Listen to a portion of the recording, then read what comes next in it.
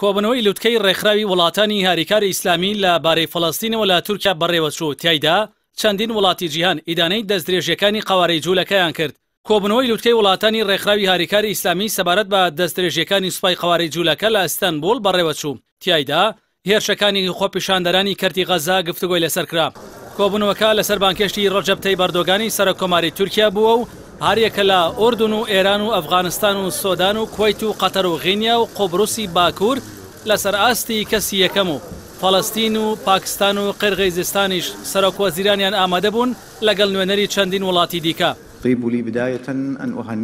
یۆسف بن ئەحمەد ئەلعوسەیمین سکرتێری گشتی ڕێکخراوی هاریکاری ئیسلامی وتارێکی پێشکەش کرد و جەختی لەوە کردەوە ئەو کۆمەڵکوژیانەی هێزەکانی ئیسرائیل لە فەڵەستین ئەنجامیانداوە مای قبولکردن نییە.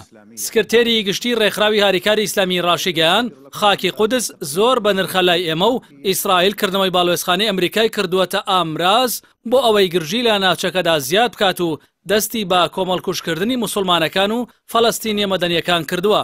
هاوکات مەولود چاوش ئۆغڵۆ وەزیری دەرەوەی تورکیا ڕایگەیاند پێویستە ڕێگە نەدەین بە هیچ وڵاتێکی دیکە چاو لە ویلایەتە یەکگرتووەکانی ئەمریکا بکات و باڵوێزخانەی خۆی لە قودس بکاتەوە. لە وتارەکەیدا سەرۆکوەزیرانی تورکیا وتیشی لە ئەستەنبوڵەوە داوا لە هەموو جیهان دەکەین لەگەڵ خوشک و برا فەڵەستینیەکانمان بن و دژی ستەمکار و مافخۆر و داگیرکەر بوەستنەوە. ئەمڕۆ لێرەوە هاوار دەکەین چەتە و ڕێگر نابنە حکومڕانی جیهان. تورکیا یەکێک لە وڵاتانەی تونترین هەڵوێستی لەسەر ئەو هەنگاوەی ئەمریکا ڕاگەیاندووە جگەلەوەی بۆ ماوەی 3 ڕۆژ ماتەمەنی ڕاگەیاند باڵوێزی ئیسرائیلیش لە وڵاتەکەی دەرکردووە. لەلایەکی ترەوە محەممەد جەواد زەریف وەزیری دەرەوەی ئێران وتی پێویستە لەسەر وڵاتانی ئیسلامی هەماهەنگی لەگەڵ وڵاتانی دیکە بکەن بۆ ڕوبەڕووبوونەوەی دۆخەکە.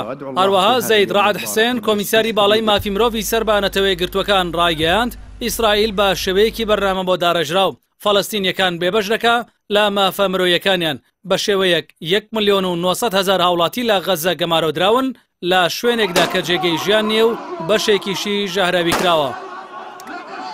کۆبنەوەی لووتکەی وڵاتانی ڕێکخراوی هاریکاری ئیسلامی دوایکردنەوەی باڵوێزخانەی ئەمریکا لە قودس و پەلاماری سوپای قەوارەی جوولەکە بۆ سەر خۆپیشاندەرانی کەرتی غەزە و کوشتنی 62 خۆپیشاندەر و برینداربوونی زیاتر لە 3,000 کەس دێت.